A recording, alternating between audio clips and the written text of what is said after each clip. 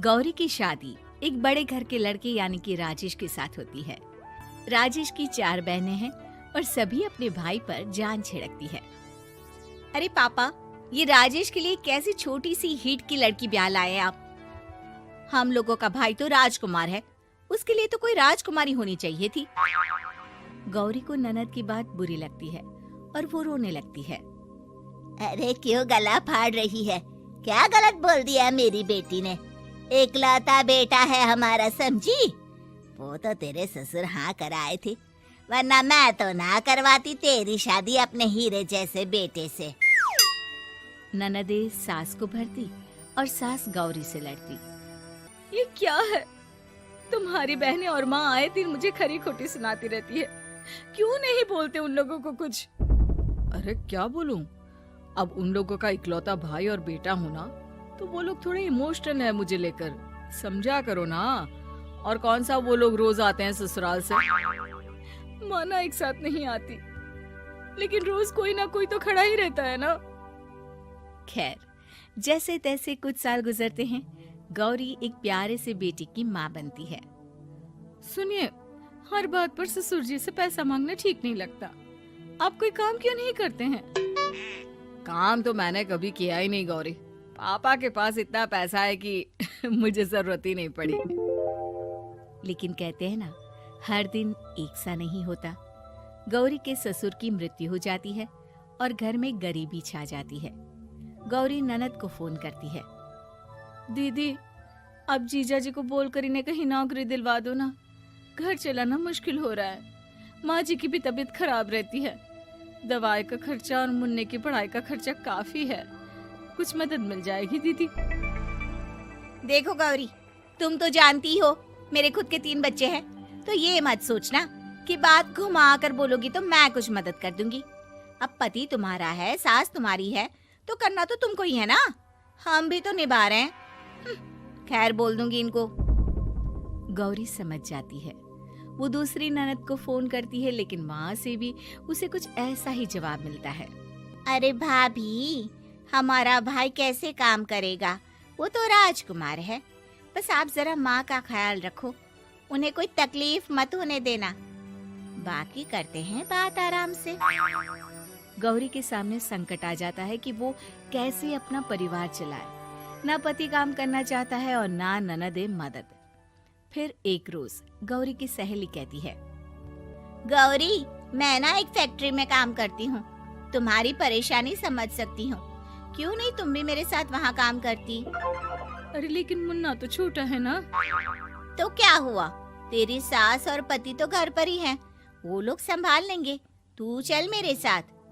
गौरी ने अब काम करना शुरू कर दिया था, लेकिन उसका सपना अपने बेटे को अच्छी शिक्षा देने का था। गौरी अपने भाई से कहती है, भाई, आपके बच्चे जिस स्कूल में पढ़ते हैं उस पर मेरे गौरव का भी एडमिशन हो सकता है क्या? अरे कैसे बात कर रही है गौरी? जितना तू कमाती है उतने में तो तेरा घर भी नहीं चलता। तू कहाँ इतने महंगे स्कूल का सपना देख रही है? लेकिन गौरी भी ठान लेती है कि वो किसी न किसी तरह अपने बच्चे को अच्छे स्कूल में पढ़ाएगी। माँ जी, ये मेरे गहने हैं, मैं बेच रही हूँ। गौरव का कल एडमिशन है। अरे वो तो ठीक है गौरी, लेकिन आगे की फीस कैसे मैनेज करेगी?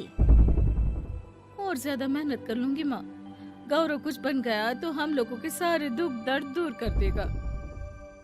गौरी, हम लोगं ने तुझे गलत समझा, लेकिन तू ही थी जो ये घर लेकर चल रही है, वरना कब की अलग हो जाती।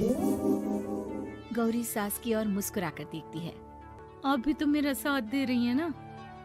अरे कभी खाने में अंडा या मुर्गा भी खिला दिया करो। क्या रोज रोज पत्ता खिलाती रहती हो? अरे शर्म तो आती नहीं? सारा दिन बहू काम करके पैसे लाती है, खुद तो कुछ करता नहीं, ऊपर से मुर्गा खाना है इसको। गौरी अपना घर चलाने के लिए तो पर्याप्त पैसे कमा लेती है, लेकिन बेटे के महंगे स्कूल, कोचिंग और उसकी डिमांड पूरी करने के लिए उसे लोगों से पैसे उधार लेने पड़ते। माँ, मुझे जूडो कराटे की ड्रेस चाहिए, मैं घर के कपड़ों में क्लास नहीं अटेंड करूँगा। और क्या, बिल्कुल, घर की भी कोई ड्रेस होती है क्या? मैं कल ही ला दूंगी। हाँ बच्चा, तू बस मन लगाकर पढ़ाई किया कर। उसके जाने के बाद कहाँ से लाएगी पैसे ड्रेस के? माँ वो पास वाली चाची से कुछ पैसे उधार लूंगी। अरे सभी से तो उधार ले चुकी है तू। कर्जा इतना चढ़ा लिया है कि पूरा जीवन भी कमाएगी तो उतार नहीं पाएगी। अरे माँ जी, गौरव कुछ बन जाए तो मुझे कमाने की क्या जरूरत, फिर तो मैं बस रानी बनकर राज करूंगी। एक दिन गौरव कहता है, माँ मेरी नौकरी लग गई है, वो भी अच्छे पैसों में। अब हम लोगों के बुरे और दुख के दिन जल्दी खत्म हो जाएंगे। गौरी की खुशी का ठिकाना नहीं होता। वो सास की फोटो के सामने हाथ जोड़ती है कि उसका पति उसे कहता है, देखा गौरी, तेरी तपस्या खत्म हुई। इतने सालों से जो तू फैक्ट्री में नौकरी कर रही है, अब तू आराम कर सकती है।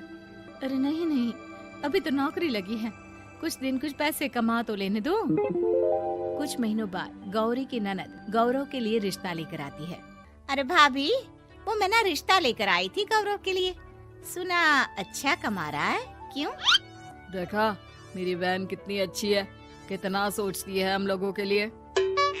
गौरी कुछ नहीं कहती, लेकिन उसका मन नहीं होता है कि वो बेटी की शादी इतनी जल्दी कर दे। हाँ वो तो ठीक है, लेकिन अभी कुछ कर्जा है जिसे उतारना है। तो क्या हो गया, शादी के बाद भी उतार लेगा। कम से कम एक लड़की आ जाएगी तो आराम रहेगा। गौरी लोगों के प्रेशर में आकर बेटे की शादी कर देती है और शादी के बाद एक दिन जब अपनी फैक्ट्री में जाती है। मैनेजर साहब, कैसे इस फैक्ट्री में 22 साल काम कर लिया पता ही नहीं चला। अब तो बेटा सेटल हो चुका है, नौकरी की जरूरत नहीं है। लेकिन आप सभी का शुक्रिया। गौरी बहन, बहुत मेहनत की तुमने जीवन में, अब भगवान कोई मुश्किल ना दे। गौरी घर आती है, लेकिन दरवाजे के बाहर से ही उसे बहू और बेटे की आवाज सुनाई देती है। क्या है, तुम्हारी माँ ने तो सोचा भी नहीं कि जो कर्जा वो ले रही है खुद की अय्याशी के लिए, वो हम लोग क्यों भरे? उनका कर्जा है वो देखे। हाँ लेकिन क्या करूं, माँ को छोड़कर रह भी तो नहीं सकता ना। अरे रह नहीं सकते तो क्या करोगी? पूरी जिंदगी उनका कर्जा चुकाते रहोगे? कल को हमारी भी फैमिली बढ़ेगी, कैसे मैनेज करेंगे? मैं नहीं जानती, साफ साफ बोल दो पैसे नहीं है फालतू के। जिसका कर्जा है वही निपटाए। गौरी बेटे बहू की बात सुनकर स्तब्ध रह जाती है और अंदर न आकर वहाँ से सीधे फैक्ट्री जाती है।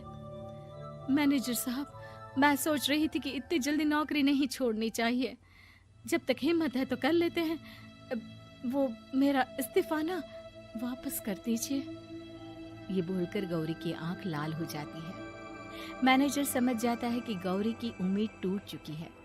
वो उसके हाथ में इस्तीफा रखकर कहता है, कर्जा माँ का है तो माँ ही चुकाएगी।